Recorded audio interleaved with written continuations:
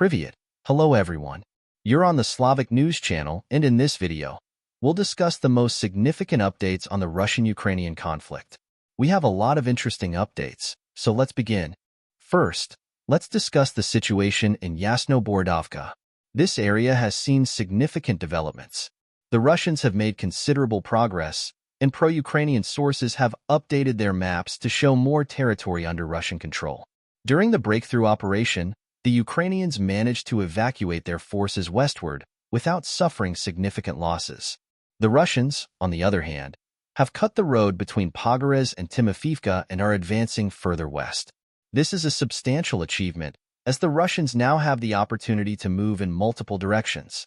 Key towns and villages in the vicinity include Lysychina, Timofeevka, and Ivanovka.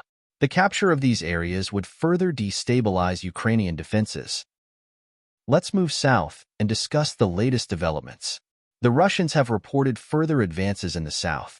After a swift attack, they captured more territory and are now clashing with Ukrainian forces in the villages of Visyola and Ivanovka. Pro-Ukrainian mappers have updated their maps to reflect this new Russian control.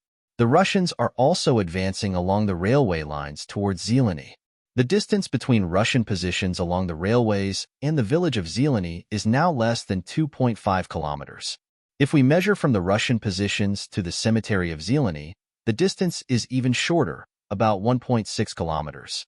This indicates that the Russians are preparing for a significant push towards key strategic points. The Russians are planning an attack on Ivanovka from the south and east, aiming to penetrate the Pokrovsk defense belt. Capturing Ivanovka would be a major step, potentially leading to the collapse of the first line of defense for Pokrovsk.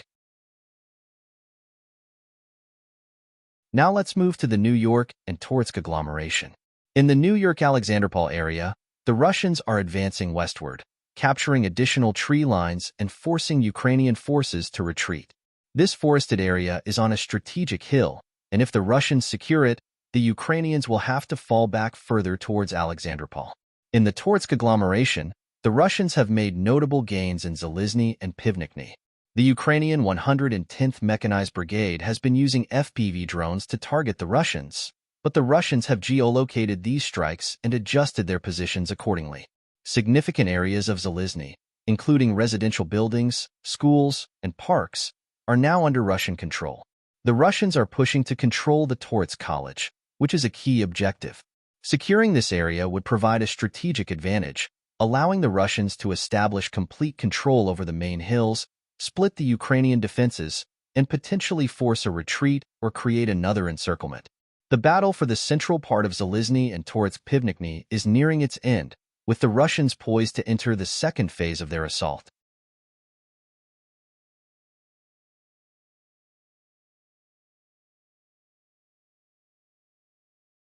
In Chasiv Yar, the situation remains relatively stable with no significant changes, just routine Russian activities.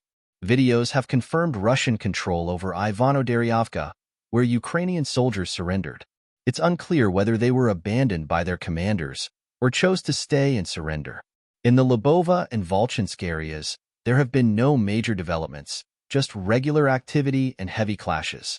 The Ukrainians confirmed that Luboka is under complete Russian control, while the Russians reported a successful FAB 3000 strike on Ukrainian positions, causing significant damage.